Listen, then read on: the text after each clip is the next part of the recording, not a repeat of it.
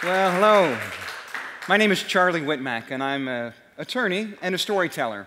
And I've come to you today to take you on an adventure, half a world away, here.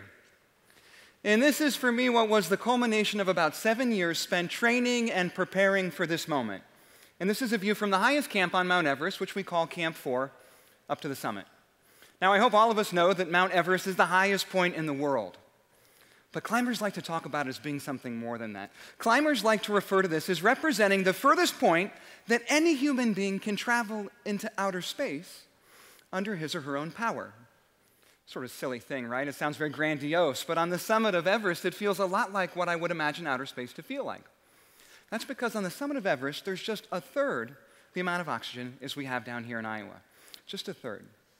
So your body gets very clever. It begins to conserve that oxygen that you need to climb the mountain, and it shuts down everything else. Now, the first thing to go, some say fortunately, is your brain. Up here, you have the intelligence of a small child. If you said just 5 words to me, I wouldn't be able to remember them long enough just to repeat them back to you. It takes you almost 30 minutes to tie your shoes. It takes you about 2 hours just to get dressed. So everything up here is happening in slow motion. Now, to give you some context, the entire distance from the highest camp to the summit is just 1.5 miles. But that'll take most climbers about 30 hours to complete round trip. 30 hours just to walk 1.5 miles and home. So the journey for us today is to figure out how we get there from here. And this is a view that was much more familiar to me growing up. I was born about 20 miles from our family's farms in a little town called Boone, Iowa. About 1,100 miles from the closest ocean, about 700 miles from the closest mountains. And it was a very strange place for a person to come from who would spend his life trying to reach the top of the highest peaks and swim the biggest seas. So as I talk about a world of adventure and exploration, people often want to know how this story began in such a strange place. And so I often have to tell them about my sister. This is actually not a picture of my sister, but this is a photo of a gentleman that was a story that my sister introduced me to. When we were growing up, my big sister was a big reader, a bookworm, and every now and then she would give me these books to read. And as a little kid, I didn't have much interest in reading, so I would usually put them aside and head off to play. Until one day she gave me a book about this guy. This is a gentleman named Captain Webb, and in 1876, Captain Webb became the first person to swim across the English Channel. He accomplished something that the rest of the world knew. They knew was impossible. And as I read the story, I realized very quickly it wasn't a story about swimming.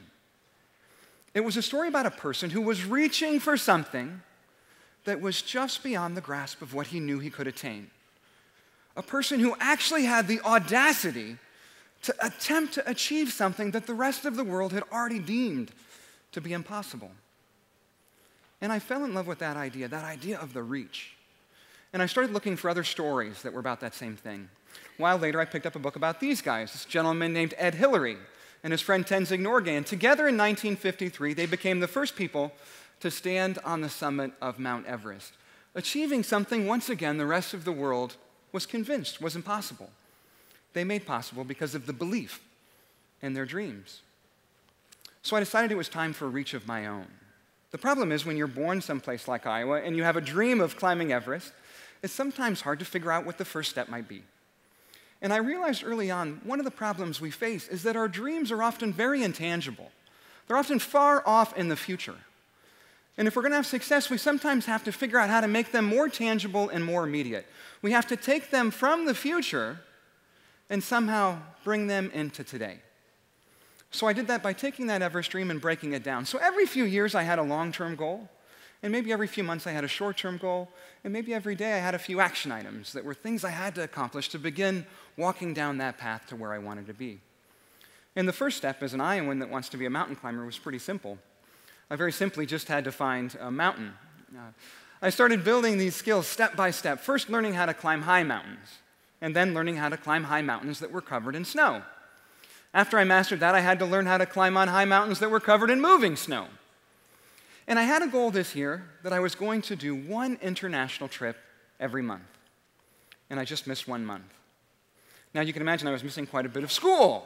And so my professors weren't as excited about this. And I started realizing if I was going to have the same success in life that I was having on the mountains, I was going to become much more dedicated to my studies and spend more time here on campus trying to build the stepping stones I needed to build to get to where I wanted to be. And so that meant I was going to have to get creative to figure out how to train to be a mountain climber in a place without mountains. So that winter, I went back up to the farm with some friends, and we fired up the pump, and we got out the hose, and we began to spray the water on one of the silos. And after a few hours, we had an icicle. And after a few days, we had a waterfall. We took steel spikes, and we attached those to the bottom of our boots. Those are called crampons. We took steel axes in our hands. Those are called ice axes. And we began practicing climbing up and down this vertical ice waterfall. Now, here in Iowa, you can see the waterfall is only about 70 feet high. But on Everest, we would use the same technique to climb a wall that's over 7,000 feet high. So I learned very quickly that one of the keys for me for this reach was to be creative, to use the things I had to get the things I wanted. And after 7 years of training and preparing and collecting these tools for my tool chest, I headed half a world away to Mount Everest.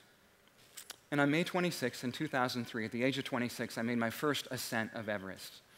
I reached the summit after spending 3 days with no food or water, 2 days climbing blind from snow blindness, a day above 26,000 feet without the assistance of supplemental oxygen. And the day I reached the summit, I was the only person on my team to come down with all my fingers and toes because it was such a cold day. But as I descended that mountain, I was filled with that feeling of success. And that success filled me with strength. And I was ready to reach again. At this time, it was very fashionable among my friends to do something called creating a bucket list. And my friends were sitting around making lists of things they wanted to do before they died.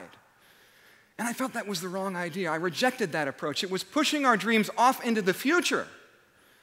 And I knew if I was going to have success, I would have to reach for those dreams and bring them into the present and start today. So I thought back to those dreams I had as a child, and I remembered my friend, Captain Webb. And I decided next I would swim the English Channel. The only problem was I didn't know how to swim. So I went over to McBride Hall and I began trying to swim the pool. The first time I couldn't even make a length. And after a year or 2 years of practice, I began training and getting ready for England. The problem I had, in addition to not being a swimmer, is I really wasn't built for marathon swimming. The English Channel is a very, very cold stretch of water. It's about 60 degrees on most days. So there had never before been an American that had been able to climb Mount Everest and swim the English Channel. The reason that's a hard thing to do is because these are two of the toughest physical challenges around. But in addition to being great physical challenges, they're also great physiological challenges. So the genetic predisposition to surviving at extreme elevation is quite the opposite of the genetic predisposition for surviving in some place like the English Channel. Everest climbers are like me. They're scrappy, they're small, they have small hands and feet, a great strength-to-weight ratio. Channel swimmers look much more like this. Lots of body fat to make them buoyant and keep them warm in the cold water. Great big hands and feet, which work like paddles in the water. But I wasn't thinking now about why it couldn't be done. I was thinking about why it could, trying to reach for something that was just beyond the grasp of what I knew I could attain. So I learned to swim. And then I began spending my weekends driving up to Chicago, swimming up and down the Chicago skyline. First of all, with an hour swim, eventually building up to a 12-hour continuous swim on Saturday, and then a 10-hour continuous swim on Sunday, and then coming back for classes on Monday. I built my skills, and I tried to bring it closer. I swam across the Chesapeake Bay. I went down to Florida and competed in a 12-and-a-half-mile ocean marathon swim around Key West. And I was surprised when I walked up on the beach to find that I had finished first. And with the strength that comes from our success, I hopped on a flight and I headed across the pond to England to make an attempt on the English Channel. I had the perfect day. The water was like glass. And I headed out on that 18-mile swim. And it got very cold. I had a crew with me and a doctor. And every hour they would shout out to me and ask me these questions, complicated questions. What's your name? Where are you? What are you doing? Where are you going? And every half hour, the questions came, and they got more and more difficult as my back went from red to blue to white. After 7.5 hours, my expedition doctor pulled me out of the water. I was severely hypothermic, unconscious, and close to death. The time they pulled me out of the water, they estimated that my body temperature was down into the 80s. 4 hours later, back at shore, it had gotten up to 91.4. It took most of the next night and the next day to get back up into the normal range. And just as I had been cloaked in the strength of success, now I was feeling failure washing over me. And in my disappointment, I turned on the television to CNN, and I watched as the red ticker came across the television saying, "Charlie Wittmack has failed to swim the English Channel." It was a failure. And it was a failure that people happened to be watching. And with that failure, I felt a spark of ambition. Now, last summer, I had another adventure. I did go on eventually to swim the English Channel and complete many other challenges. And I found in my life that the failures tend to outnumber the successes by a factor of about 5 to 1.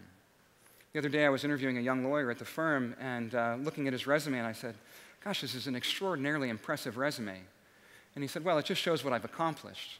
If I would have listed my failures, it would have been much longer." And I knew very quickly that he was a person that understood what it means to reach.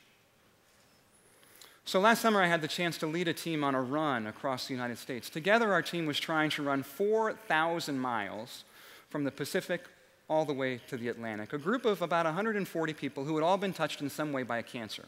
Cancer survivors, cancer caregivers, professional radiation oncologists, and doctors. A group of people that had come together to run across America and raise money for programs that would support cancer research and people who were undergoing a cancer journey of their own. And so we began to run, and we had a great time. Some days we had great big crowds of people running with us. Other days it was very small groups. And we carried that baton slowly from Seattle to Boise to Salt Lake City to Denver to Des Moines. We ran into Kinnick Stadium, down to Louisville, Kentucky, Lexington, and finally up across West Virginia. And in West Virginia, we had a day where we didn't have a runner.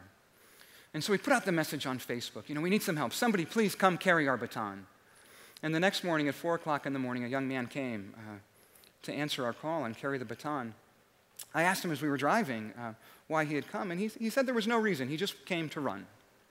And in West Virginia, the hills got steeper, the mountains got taller, it got very hot, and then it started to rain. And the running got very, very difficult. And as the adversity came, he began to talk, and he told me a story. He said when he was 17, his parents had been divorced, about 10 years. And his mother was diagnosed with cancer. He said he was her primary caregiver, but he was emotionally unprepared to deal with her diagnosis. So he left. He drove away, and in his car, he drove across the country. Months later, he thought about that action, and he decided he had made a mistake. So he got back in the car, and he began to drive home to West Virginia. He was driving down the same hills that we were now running, back to his mother's home. And he got to the house, and he turned onto the driveway, and he began to drive down the driveway, and he could see the house in front of him. And in the living room window, there was a single candle that had been lit. So he got out of the car, and he began to walk to the door, and he reached up to knock on the door, and it opened. And it was his father. His parents had been divorced 10 years, but his father was now answering the door. And he looked at his dad surprised, and his dad said, "You've just missed it. You're too late." And he looked past his dad, and he could see his mother laying on the sofa, and she had just died. And he walked over to her, and he took her hand, and he could feel that it was still warm. He could see that that candle had just been lit. He said that moment had passed. He wasn't running for his mom. He was running because in that moment that the candle was lit, he pledged to be a better person. And so he started to run.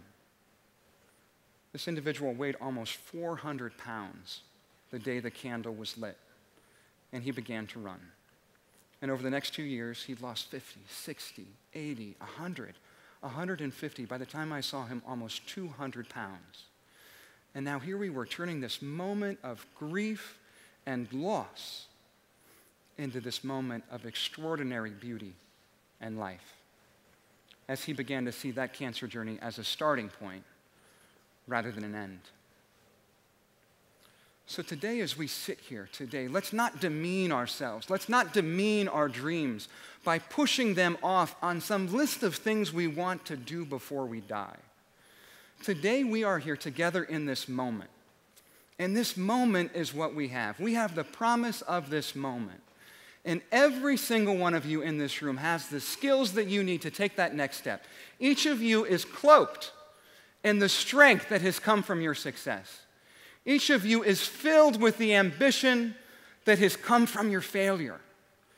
And now it's time for all of us to take that next step, which is very simply to reach.